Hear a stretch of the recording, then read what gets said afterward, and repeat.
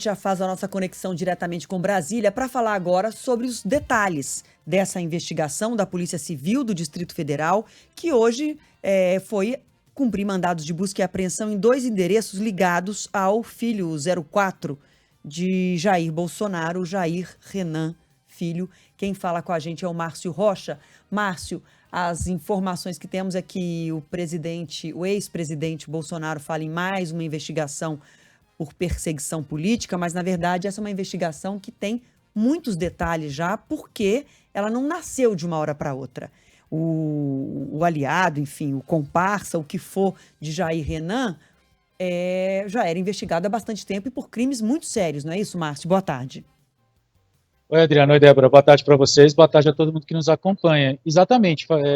você falou, Adriano, agora sobre a questão da defesa de perseguição política, enfim. Quem falou sobre isso foi justamente o irmão de Jair Renan, o Flávio Bolsonaro, que é senador aqui em Brasília, falando que não tem motivo para uma investigação contra ele, justamente porque ele não tem onde cair morto, né? Isso aconteceu antes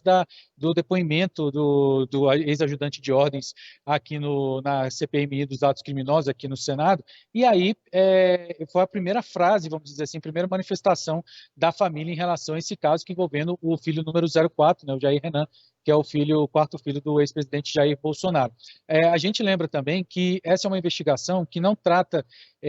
somente de Jair Renan, é uma investigação que pega principalmente um amigo dele, né, inclusive nas redes sociais tem fotos dos dois juntos, que é exatamente Maciel Alves de Carvalho, que ele tem um estande de tiro, teria sido inclusive sócio de Renan em uma produtora audiovisual e já foi alvo, né, de 2 operações da Polícia Civil aqui do Distrito Federal, por isso que essas investigações já têm, né, algumas informações em relação a esse caso. A gente tem que lembrar que foram 5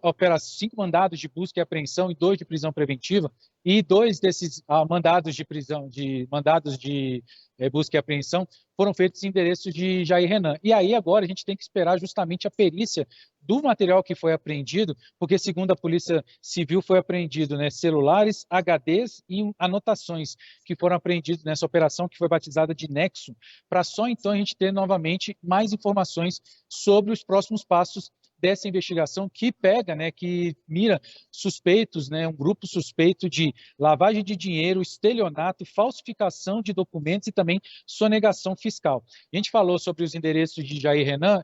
2 mandados foram cumpridos, um aqui no Sudoeste, que é uma região nobre aqui de Brasília, e outro lá em Balneário Camboriú, que é onde ele mora, já que Jair Renan é assessor do senador Jorge Seife, que foi ministro da Pesca, né, da Secretaria da Pesca no governo do então presidente Jair Bolsonaro. E a gente tem também o início das conversas da Polícia Civil do Distrito Federal com a Polícia Federal, justamente para eles tirarem, né, vamos dizer assim, passarem as informações que as 2 corporações têm em relação a esse caso, justamente para ampliar a investigação sobre esse fato. Lembrando também, foram 35 policiais cumprindo 7 mandados, 5 de busca e apreensão, 2 de prisão preventiva. Quem foi preso foi justamente o Maciel Alves de Carvalho, como eu disse, ele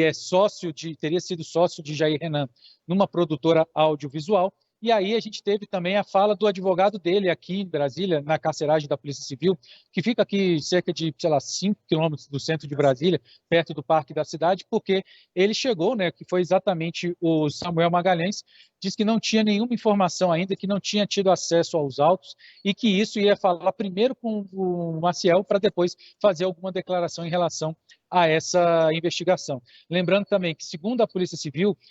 a gente teve 2 prisões preventivas, né, mandados de prisões preventivas, esse contra Maciel e de um outro homem que está foragido, mas que também, além de todos esses problemas de estelionato, lavagem de dinheiro, enfim,